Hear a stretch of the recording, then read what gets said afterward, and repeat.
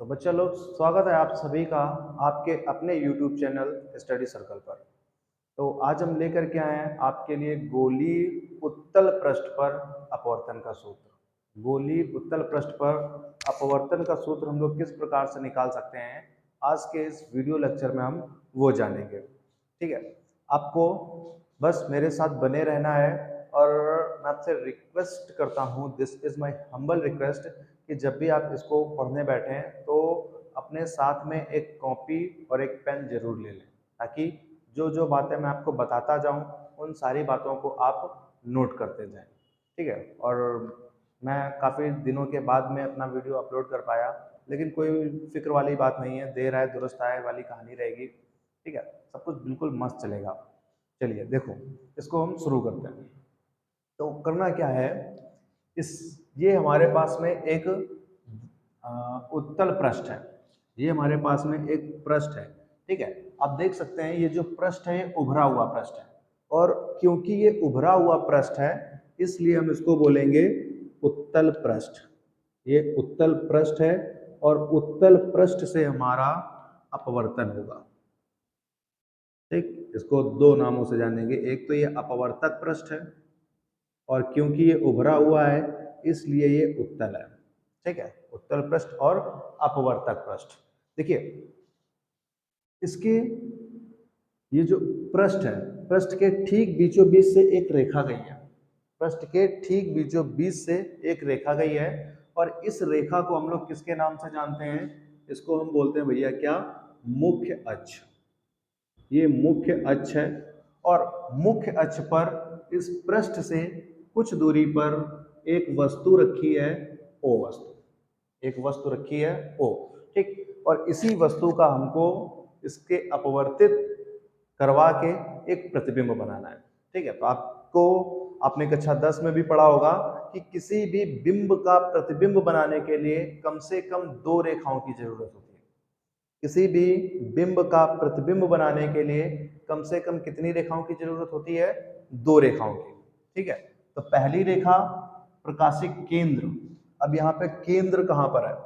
तो देखो, ये जो है ये उत्तल पृष्ठ है और ये इस तरफ से गोल होगा, इस तरफ से गोल होगा। तो ये पहले गोल रहा है, इसलिए इसमें कहीं ना कहीं पर एक सेंटर होगा। ठीक है ना कहीं पर इसका एक केंद्र होगा। तो इसको मान लेते हैं कि एक ये पॉइंट है हमारे पास में और ये इसका केंद्र है।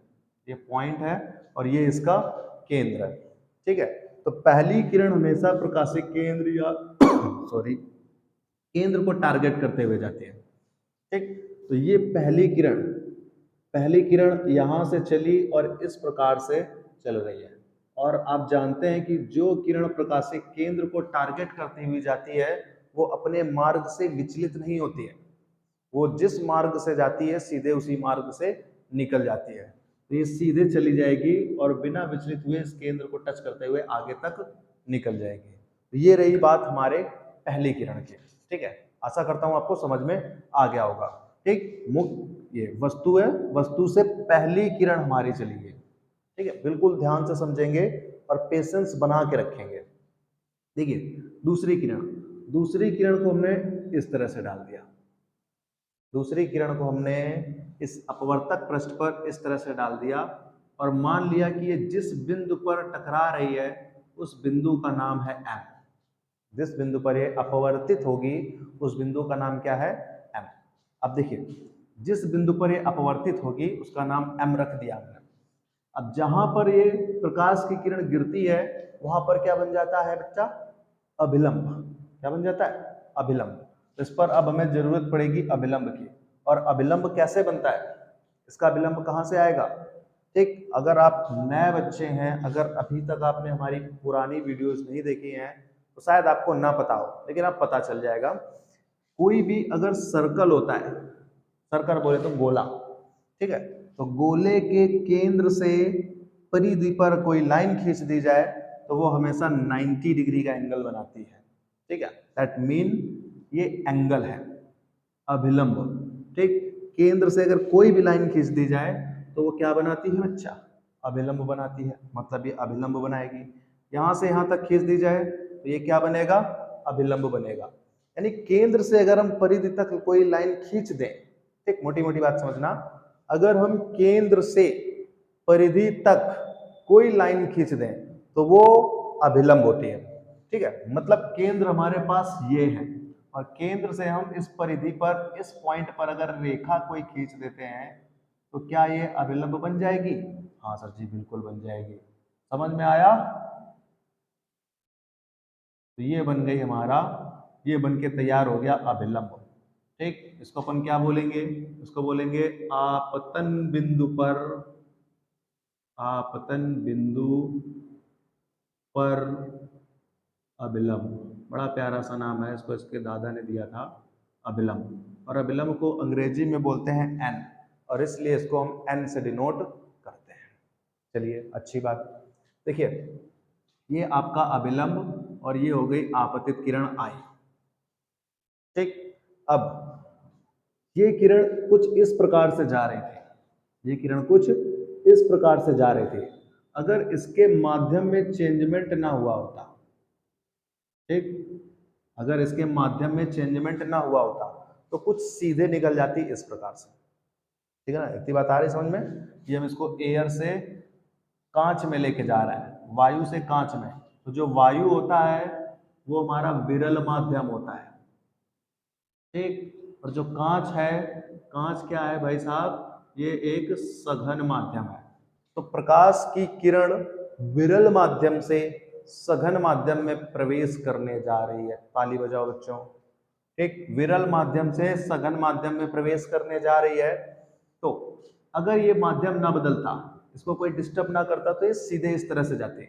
लेकिन विरल से सघन में जा रही है, डिस्टरबेंस हो रहा है, इसलिए ये अपने मार्ग से विचलित होगी। किस तरफ विचलित होगी? देखो ध्यान से समझो। ये है इसका अभिलंब, ये क्या है? अभिलंब। और ये किरण जा रही है, तो ये किस तरफ जानी चाहिए? जब विरल से सघन में जाती है तो ये अभिलंब की ओर झुकती है, ठीक। ये बात आई समझ में? जब प्रकाश की किरण विरल से सघन माध्यम में प्रवेश करती है तो वो अभिलंब की ओर झुकती है, यानी ये अभिलंब की ओर इस तरह से झुकेगी। तो ये थोड़ा झुक जाएगी और ऐसे निकल जाएगी, और जिस बिंदु पर ये अपनी पहली वाली किरण को काट देगी वहां पर बन जाएगा हमारा भाई साहब क्या? प्रतिबिंब। बोलो, इतनी बात क्लियर हुई कि नहीं? इतनी बात क्लियर हुई, ठीक। अभी तक हमने सिर्फ और सिर्फ प्रतिबिंब बनाया है, अब हम इससे डेरिवेशन सॉल्व करेंगे। चलो समझो, देखो, समझो और जानो, ठीक है भाई। देखो, ये हमारी आपतित किरण आई थी और ये अभिलंब। आपतित किरण आई और अभिलंब, इन दोनों के बीच में बनने वाले कोण को हम क्या कहते हैं? कोण आई, यानी आपतन कोण, ठीक। दूसरी चीज, ये अभिलंब है और ये अपवर्तित किरण आर। अभिलंब और अपवर्तित किरण के बीच में बनने वाले कोण को क्या कहते हैं हम? कोण आर, यानी आपतन कोण, सॉरी अपवर्तन कोण। कोई दिक्कत या तकलीफ वाली बात नहीं ना? चलो बढ़िया है। इस वाले एंगल को हमने मान लिया अल्फा, इसको मान लिया बीटा और इसको मान लिया गामा, ठीक है। तो यहाँ से हमारा जो चित्र होता है वो फिनिश होता है। अब इसके बाद हम जो भी समझेंगे वो डेरिवेशन समझेंगे। तो एक बार फिर से इसको देख लेते हैं, अगर किसी बच्चे को नहीं आया तो वो फिर से समझ सकता है, ठीक है ना। क्योंकि हो सकता है कि कोई ना कोई एक ऐसा बच्चा हो जिसको भी समझ में ना आया हो, ठीक है, जिसके दिल से दिमाग से निकल रहा हो कि सर जी एक बार और समझा दो, ठीक है। तो उसके लिए देखो करना क्या है, ये हमारे पास एक उत्तल पृष्ठ था और उत्तल पृष्ठ पर हमने एक मुख्य अक्ष खींचा, ठीक। और मुख्य अक्ष के सामने, मुख्य अक्ष पर एक वस्तु रखी है ओ। ओ से हमें प्रतिबिंब बनाना है। तो प्रतिबिंब कैसे बनेगा? पहली किरण केंद्र की ओर जाती है, तो पहली किरण केंद्र की ओर जाएगी और बिना विचलित हुए सीधे निकल जाएगी। दूसरी किरण हमने अपवर्तक पृष्ठ पे डाली, तो अपवर्तक पृष्ठ पे इस तरह से गई और जिस बिंदु पर जाएगी, जिस बिंदु पर टकराएगी, उस बिंदु को हम बोलेंगे आपतन बिंदु। और आपतन बिंदु पर उसी वक्त एक अभिलंब बन जाता है। तो अभिलंब बनाना है, तो अभिलंब हम कैसे बनाएंगे? अभिलंब बच्चा बनता है केंद्र से, तो इस पर हमने केंद्र से जाती हुई एक रेखा खींच दी, ये बन गया अभिलंब। ठीक। अब ये प्रकाश की किरण जा रही थी, अगर इस पे कोई डिस्टरबेंस ना होता, कोई इसको डिस्टर्ब ना करता, तो ये सीधे सीधे चली जाती। लेकिन इसको डिस्टर्ब किया गया, माध्यम बदल दिया गया बेचारी का। विरल से जा रही थी, सघन में घुसेड़ दिया गया। ठीक। तो जब विरल से सघन में जाएगी तो ये अविलंब की ओर झुक जाएगी। सेम प्रोसेस, ये अविलंब की ओर झुकी और इस तरह से निकल गई। और ये दोनों पॉइंट जहां पर एक दूसरे, ये दोनों किरणें एक दूसरे को जहां पर जिस बिंदु पर मिल जाए, वहां पर क्या बन जाता है? प्रतिबिंब बन जाता है। ये प्रतिबिंब का बनना था। ठीक है। अब यहाँ पे हमने थोड़ा नामांकरण किया है, वस्तु को हमने O मान लिया है, प्रतिबिंब को I मान लिया है, केंद्र बच्चा केंद्र था, और जिस बिंदु पे टकराई वहां पर M मान लिया था। तो आपतन बिंदु, सॉरी, अभिलंब और I के बीच का कोण I होता है, और R और N के बीच का कोण R होता है। ठीक है। अब देखो, इस पे हम पॉइंट M से यहाँ पर एक लाइन खींचेंगे और इसका नाम दे देंगे, कुछ भी दे दो, इसका हम नाम दे देते हैं, क्या दे दें, इसका नाम दे दो A।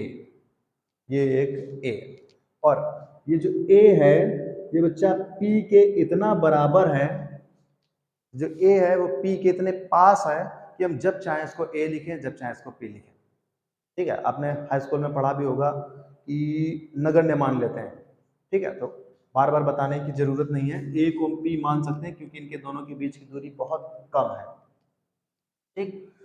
तो अब देखो, डेरिवेशन शुरू करते हैं, और बिल्कुल हमारे साथ में बने रहिएगा क्योंकि बहुत मजा आने वाला है।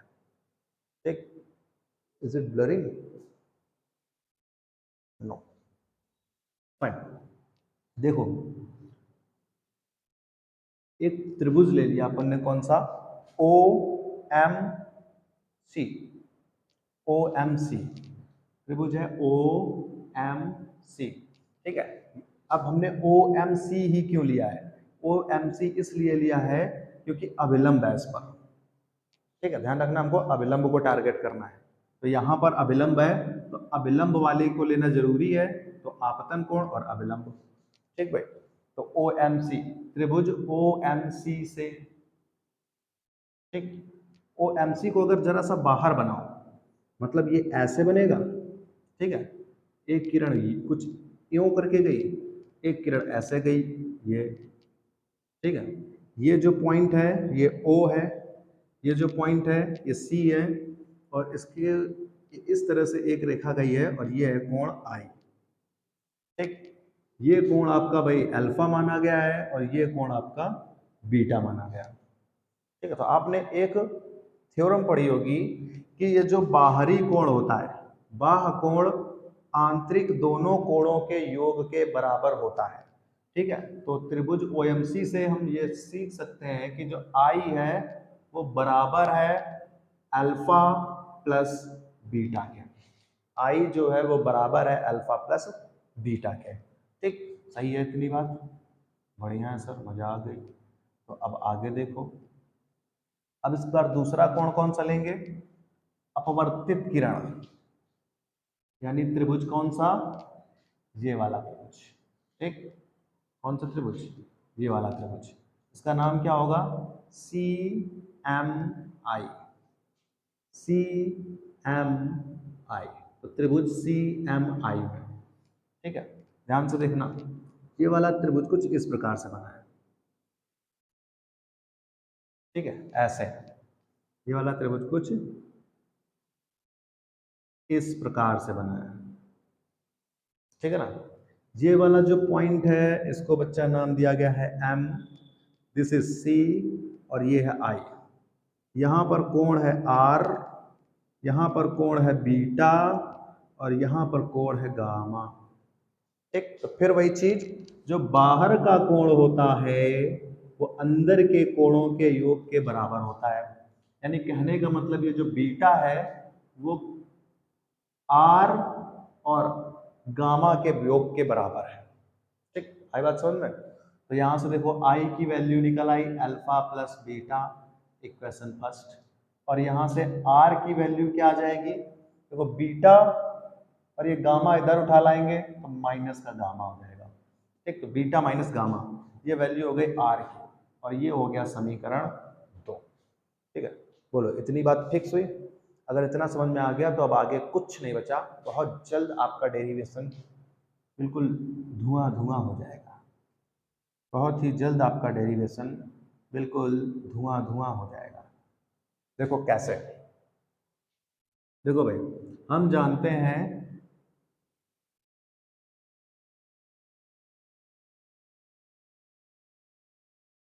स्नेल्स लॉ, स्नेल का नियम। क्या होता है स्नेल का नियम भाई साहब? Sine i upon sine r is equal to N2 upon N1। Sine i upon sine r is equal to N2 upon N1। ठीक है। अब देखो, ये जो कोण आई है वह आर, आई आर बहुत छोटे कोण है, बहुत छोटे कोण है, इसको हम लिख देंगे। ठीक है। ये जो कोण आई है और कोण आर है, ये दोनों कोण आपस में बहुत छोटे हैं। ठीक है। इसलिए हम साइन आई को केवल आई लिख सकते हैं। ठीक है। कोण जब छोटा होता है मैथ के अंदर, तो उसको हम साइन आई को सिर्फ आई लिख सकते हैं, और उसी तरह से साइन आर को सिर्फ आर लिख सकते हैं। तो साइन आई को हम केवल क्या लिख देंगे? ये जो साइन आई है ये केवल आई के बराबर है। ठीक। तो ये I upon are is equal to N2 upon N1। Cross multiply करवा दो, तो I N1 is equal to R N2। ठीक भैया। अब देखो यहाँ पर क्या करना है, मेरा फेस नहीं दिख रहा, कोई बात नहीं, आपको मेरा फेस देखना भी नहीं है, अच्छा भी नहीं है इतना, दाढ़ी बड़ी बड़ी हो गई है, ठीक, लेकिन इग्नोर करो, कोई बात नहीं। हाँ, आई व आर का मान, भाई साहब आई व आर का मान समीकरण 1 व 2 से, 1 व 2 से उठा लो और रख दो। ठीक है। देखो कैसे रखेंगे। इसके लिए हम चलते हैं, ढूंढते हैं थोड़ा सा स्थान। तो मैं चाहता हूं कि पूरा का पूरा एक ही शॉट में हो जाए। ठीक, और होगा भी, टेंशन की जरूरत नहीं है। तो देखो आई की जगह पे क्या हम लिख देंगे? Alpha plus beta. तो अल्फा प्लस बीटा, यहां से लिखो alpha plus beta N1 is equal to, r की जगह पे क्या लिख देंगे? बीटा माइनस गामा, और N2 में N2। ठीक है ना? ठीक। अब देखो ध्यान से समझना, इसके लिए हम यहाँ पे चलते हैं। अल्फा, बीटा और गामा ये बहुत छोटे कोण हैं। अल्फा, बीटा, गामा बहुत छोटे कोण हैं, इसलिए हम अल्फा को बराबर कर देंगे tan अल्फा के, बीटा को बराबर कर देंगे tan बीटा के, और गामा को बराबर कर देंगे tan गामा के। ठीक। tan अल्फा इज इक्वल क्या हो जाएगा? लंब बटे आधार। tan अल्फा का मान क्या होता है? लंब बटे आधार। तो बच्चा बताओ, अल्फा के लिए लंब कितना है? mn, m से a, इसकी दूरी, इसकी ऊंचाई मान लेते हैं h। ये हो गया h अपॉन आधार कितना है? o से a तक। ठीक। अल्फा के लिए आधार कितना होगा? o से a तक, यानी वस्तु की दूरी, और वस्तु की दूरी किससे प्रदर्शित की जाती है? माइनस u से। सही है। अब इसके बाद tan बीटा आ जाओ। tan बीटा क्या होगा? लंब बटे आधार, लंब बटे आधार। तो इसके लिए लंब कितना है? h, आधार कितना है? बीटा के लिए आधार होगा P से C, यानी केंद्र की दूरी, और क्योंकि ये इस बिंदु से आगे की ओर है, ठीक है, इसको समझो, ये आगे की ओर है इसलिए ये प्लस की ली जाएगी, U पीछे था इसलिए ये माइनस का लिया गया। ठीक। तो इसके अपॉन में अपन लिख देंगे R। फिर है tan गामा, गामा के लिए लंब बटे आधार, लंब कितना हो जाएगा गामा के लिए? इसके लिए भी h, और आधार कितना हो जाएगा? ये प्रतिबिंब है भाई, प्रतिबिंब, और प्रतिबिंब की दूरी को रिप्रेजेंट किया जाता है v से, और क्योंकि ये पॉइंट से आगे है, ध्रुव से आगे की ओर है, इसलिए हम इसको पॉजिटिव लेंगे। कोई प्रॉब्लम? चलो अब देखो, इसका मतलब अल्फा की जगह हम क्या पुट कर सकते हैं, h माइनस यू, सॉरी तबीयत थोड़ी गड़बड़ है, प्लस बीटा की जगह क्या पुट कर सकते हैं, h अपॉन आर, और इनटू में n1 इक्वल, बीटा की जगह पर क्या पुट कर सकते हैं, h upon r minus, gamma की जगह पर क्या पुट कर सकते हैं, h upon v into n2। कोई प्रॉब्लम वाली बात? चलो आगे देखो, देखो h दोनों से कॉमन हो जाएगा, यहाँ से h निकाल लिया और n को अंदर मल्टीप्लाई करा देंगे, तो ये हो जाएगा n1 upon minus u plus n1 upon are is equal, इधर से भी h कॉमन कर लो और n2 का मल्टीप्लाई करा दो, तो n2 upon r minus n2 upon v। सही है? सही है, कोई दिक्कत वाली बात नहीं है, h से h खत्म हो गया। अब देखो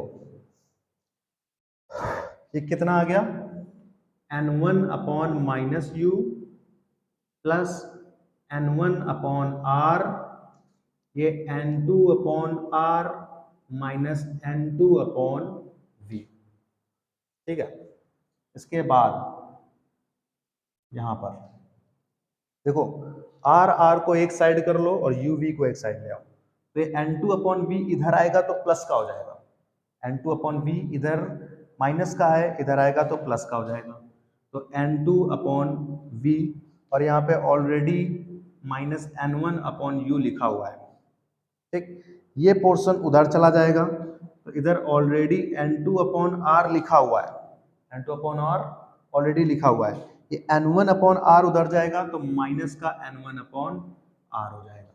ठीक, तो बच्चा ये फॉर्मूला होता है किसके लिए, ये हो गई हमारी प्रूविंग। ठीक है, अगर हम इसको निरपेक्ष अपवर्तनांक निकालें, ठीक, निरपेक्ष अपवर्तन क्या निकालें, इधर देखो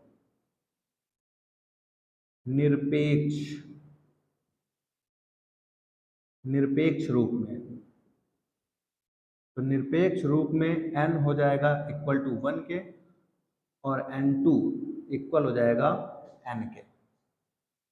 ठीक है,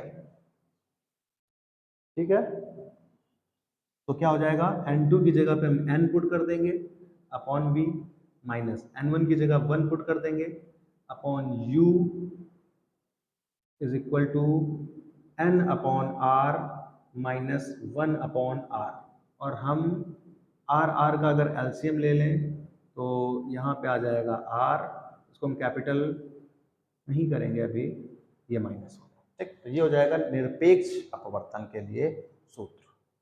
ठीक, तो आज के वीडियो में बस इतना ही, इसके आगे का सीखेंगे हम नेक्स्ट वीडियो में। ठीक, अगर आपको वीडियो इन्फॉर्मेटिव लगा हो तो वीडियो को लाइक जरूर करें। Thank you.